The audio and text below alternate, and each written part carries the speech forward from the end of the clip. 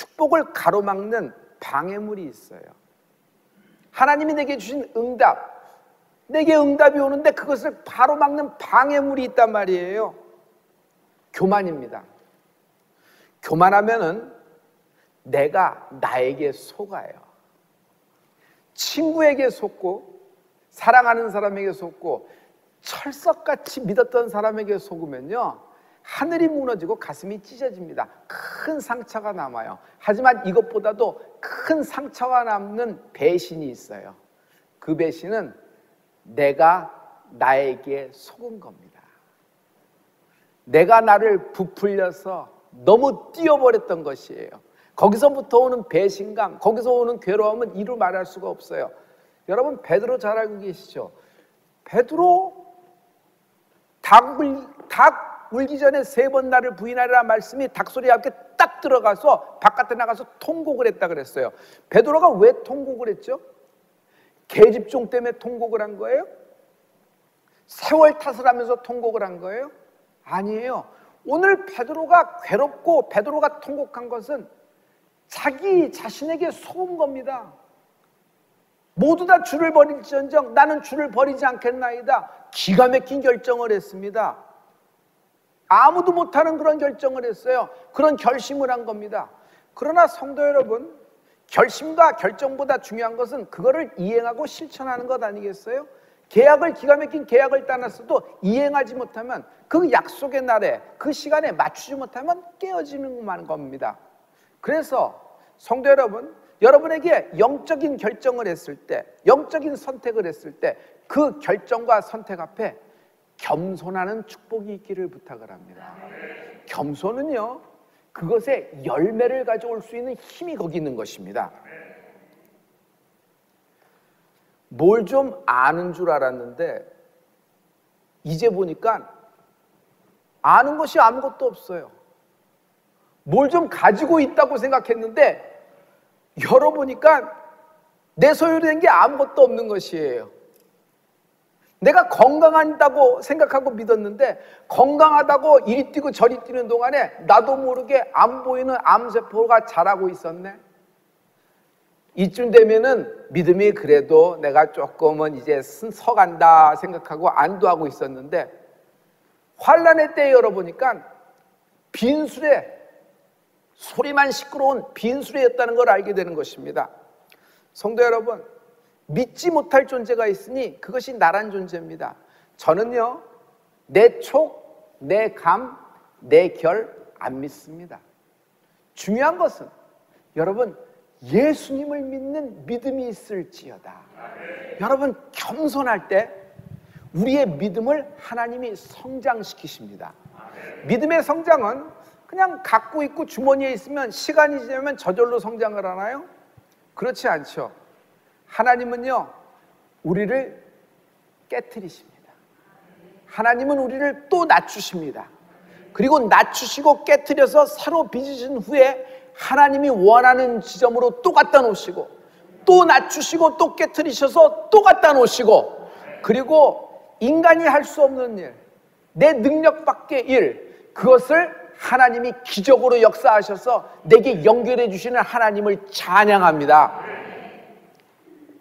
성도 여러분, 비밀이 있습니다. 우리는 예수님을 따르기로 결정한 사람들입니다. 이 결정 앞에 겸손합시다. 하나님이 우리를 통해서 하나님의 뜻을 이루실 것을 찬양합니다. 오늘 누가복음 14장 11절에 보면은 다 같이 무릇 자기를 높이는 자는 낮아지고 자기를 낮추는 자는 높아지리라. 여러분, 여기 하나님의 비밀이에요.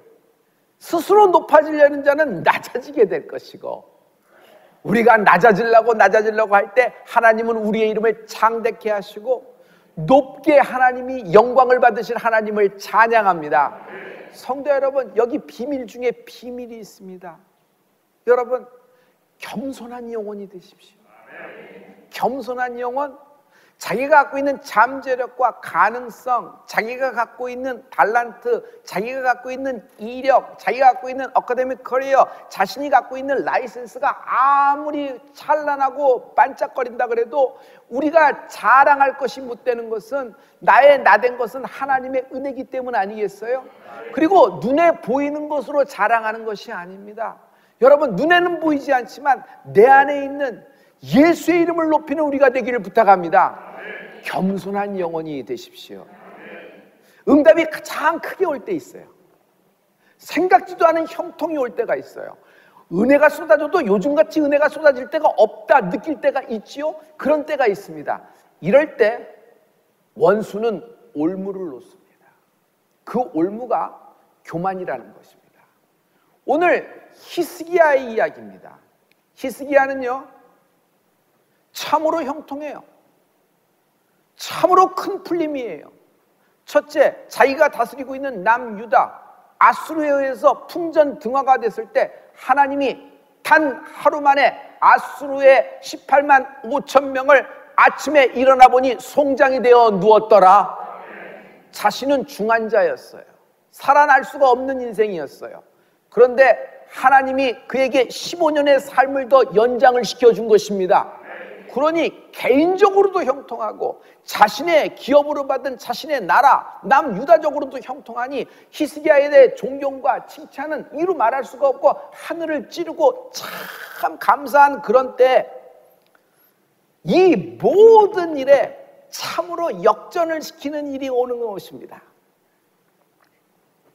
이 히스기야의 이 형통이 세상에 알려지자 바벨론에서부터 축하 사절단이 옵니다. 히스기야 왕, 죽을 병에서 살아났으니까 축하합니다. 그동안 수고하셨습니다. 축하와 위로와 장훈의 편지와 함께 축하 사절단이 그냥 오겠어요? 선물을 갖고 온 겁니다. 바벨론에서 나오는 번쩍번쩍한 것, 한 번도 보지 못했던 그런 사절단이 선물을 갖고 히스기야에 갖다 바치는 겁니다. 그러자 히스기야는 우쭐한 마음에 궁정 보물 창고, 궁정 무기고를 다 여러 사절단에 보여주는 겁니다. 한두 군데 보여주는 것이 아니라 나라 전체에 있는 것을 다 보여주는 것이에요. 다시 얘기하면 이런 겁니다. 병력이 어디에 있고 비밀부대가 어디에 있으며 전쟁 수행 능력이 어디까지 있으며 각 핵시설의 좌표가 어딘지 다 찍어주는 거나 마찬가지예요. 이들이 어떤 무기로 반격하고 이들이 언제쯤 단추를 누르며 이들이 어떤 대비태세가 되어 있고 모든 것을 다 자랑하는 마음으로 다 보여주는 것이에요. 성도 여러분, 이것은 히스기야가 참 수고해서 참 얻은 것입니다. 자기가 채워넣었다고 생각을 하는 거예요. 그래서 그걸 자기를 자랑한 것입니다. 여러분, 눈에 보이는 것을 자랑하면 나를 존경할 것 같죠? 그렇지 않습니다. 이리가 그것을 보면은 뺏어들려고 하는 것입니다. 이 히스기야에게 이사야가 쫓아와서 묻습니다. 누가 왔습니까? 어디서 왔습니까? 먼 나라 바벨론에서 왔습니다. 왕, 바벨론이 뭔 줄 아세요? 내가 바벨론을 몰라서 당신에게 다시 묻는 것이 아닙니다. 바벨론은 이 일입니다. 이미 하나님이 예언의 말씀으로 주셨잖아요. 그들은 이것을 빼앗으려고 그러고 우리를 침범할 자들에게 이에게 먹을 것을 보여줬으니 그들은 먹으려고 덤벼들 것입니다. 이사야 선지자, 나도 알아요. 그 정도 모르겠습니까? 내가 그것을 보여준 것은 이만큼 힘이 있고 이만큼 능력이 있으니 너희 까불지 마라. 아마 지금쯤 돌아가는 길에 오금이 저려서 자기 나라로 돌아가고 있을 겁니다. 그래서 복을 이렇게 할 겁니다. 히스기야, 보물창고와 무기고를 다 봤는데 우리가 덤빌 수가 없습니다. 그럼 우리는 그 공격하지 못할 겁니다. 별하별 보고 이렇게 보고할 겁니다. 그리고요, 이사야 선지자, 나는 죽었다가 살아난 사람 아닙니까? 나야말로 겁날 게 뭐가 있겠습니까? 사람들이 중환자실에서 살아났다 그러는데 나는 시체실에서 살아나서 15년을 연장받은 사람이에요. 이거야말로 이렇게 자랑하고 이렇게 보여줄 거 아닙니까? 이렇게 얘기한 거예요. 성도 여러분, 여기서 우리가 반드시 알아야 될 것이 있습니다. 히스기야가 갖고 있는 나라의 보물창고와 무기고는 자기가 채우는 것이 아니라 하나님이 채워주신 것입니다. 그의 형통은 하나님의 형통이 그에게 임했기 때문이고 그 나라를 살린 것은 그가 갖고 있는 보물과 그가 갖고 있는 무기가 그를 살린 것이 아니라 여호와 하나님이 그에게 응답하셨기 때문입니다.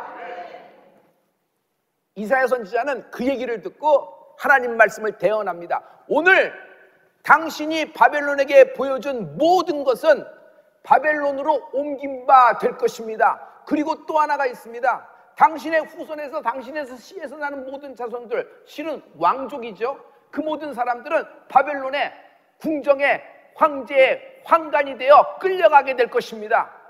예를 들어 볼까요? 다니엘이 그렇게 끌려갔잖아요. 사드락과 메삭과 아벳느고가 그것이 되어서 끌려갔잖아요. 히스기야는요, 어느 날 눈을 들어보니까 위기 순간에서 자기가 성공을 한 거예요. 그런데 1차 성공에 휩쓸려 버렸어요.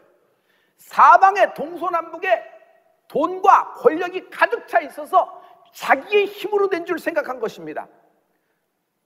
여러분, 권력이라고 하는 것은, 재산이라고 하는 것은, 실은 내가 갖고 있는 건강이라는 것도 한 방에 훅 갈 수가 있는 것이에요. 한순간에 무너져 버릴 수가 있는 것이에요. 그러므로 성도 여러분, 자랑을 하려면 간증을 합시다.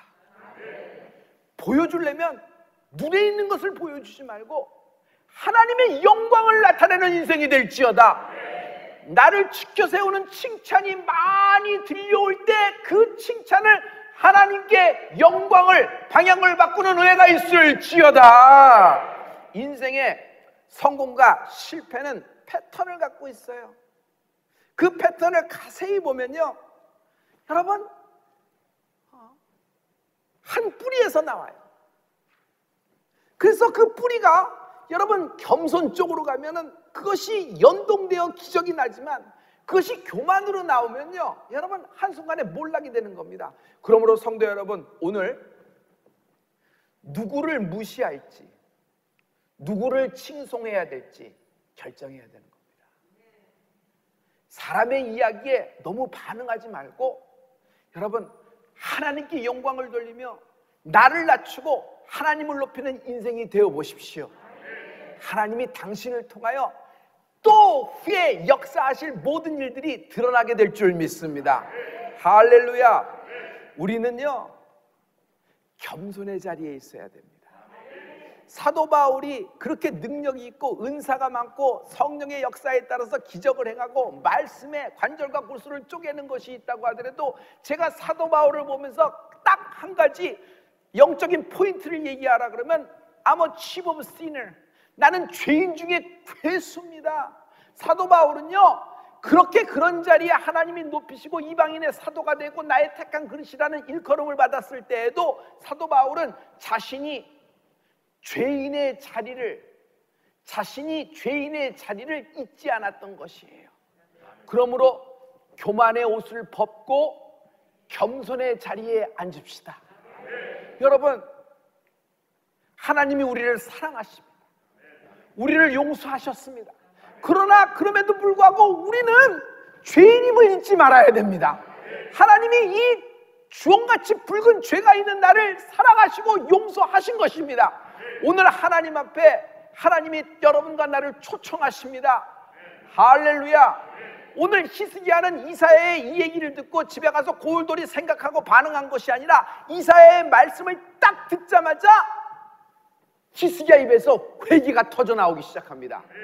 지금 오늘 본문은 이사야서를 읽고 있는데 여러분, 이것은 같이 보는 것이 좋아요. 역대하 32장에 보면 히스기야의 그 회개가 나와요. 다 같이.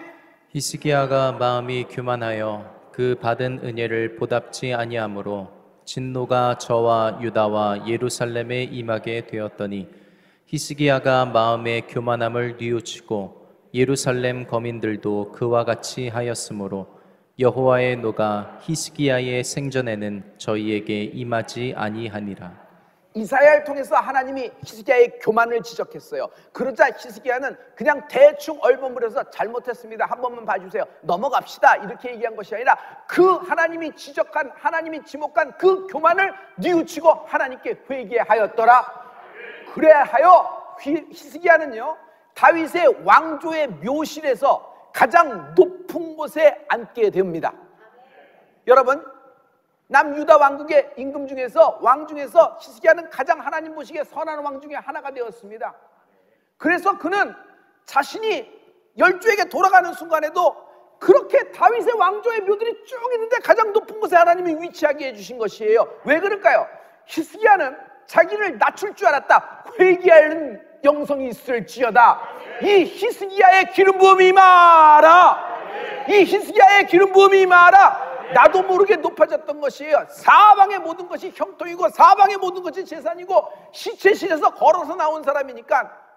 그러나 이때 여러분, 나를 낮추고 하나님을 높입시다. 하나님이 이렇게 역사하시는 것이에요.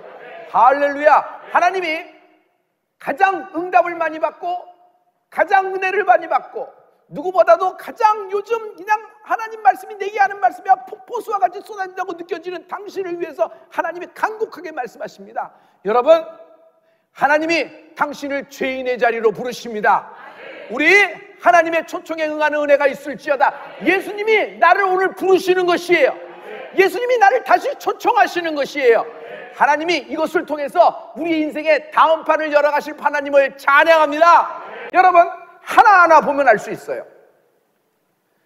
성공한 다음이 중요합니다. 초심을 잃어버리는 것이에요.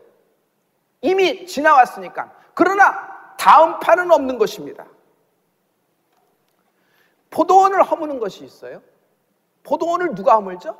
작은 여우 한 마리가 허무는 거예요. 그러므로 성도 여러분, 작은 여우 한 마리를 잡아라.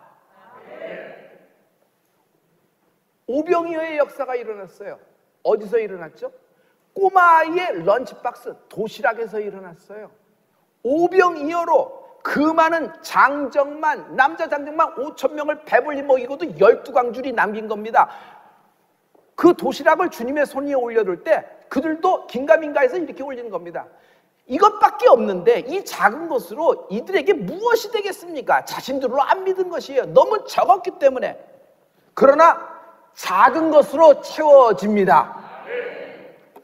성도 여러분, 산을 옮길 만한 믿음이 어디서부터 시작돼요? 작은 겨자씨 한 알에서부터 시작되는 것을 알 수 있잖아요.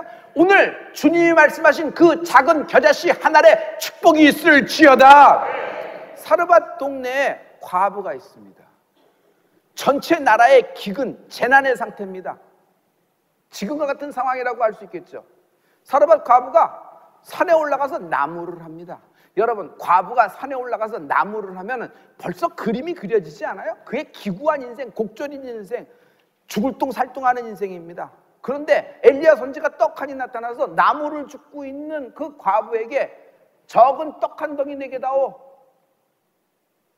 사르밧 과부가 기가 막혀서 왜 내게 이런 것을 구하십니까? 지금 나무를 줍고 있는 모습 안 보이십니까? 이걸로 불을 지펴서 우리 집에 내 손 한 움큼만한 가루가 한 움큼이 있는데 그것을 가지고 떡해 먹고 내 하나 있는 아들하고 나하고 죽으려고 결정한 겁니다.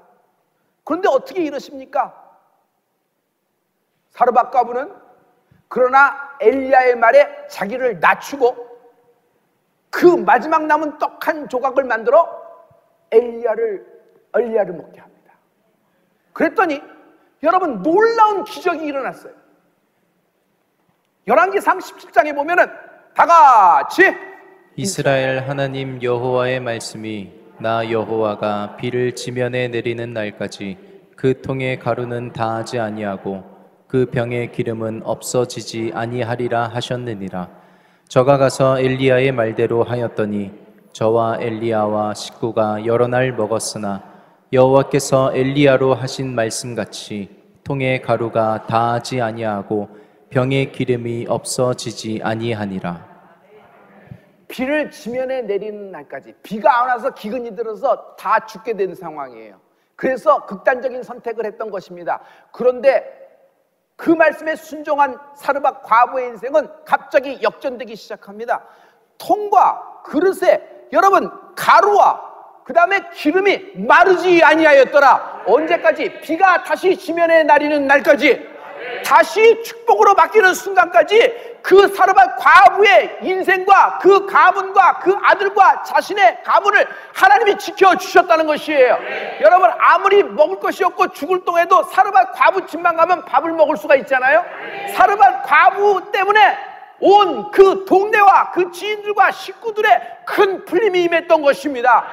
여러분, 무엇에서부터 시작됐죠? 갑자기 우리는 위에서부터 금괴가 뚝 떨어지고, 갑자기 물에서 뭐가 툭 나와서 내게 던져져서 뭐 일어나고 뻥 튀겨서 뭐 이렇게 될 거라고 생각하고 그런 거라고 생각해요. 그렇지 않습니다. 하나님은요, 내가 지금 현재 갖고 있는 작은 한 움큼의 이 조막손 한 움큼의 가루를 통하여 이런 역사를 베푸시는 것입니다.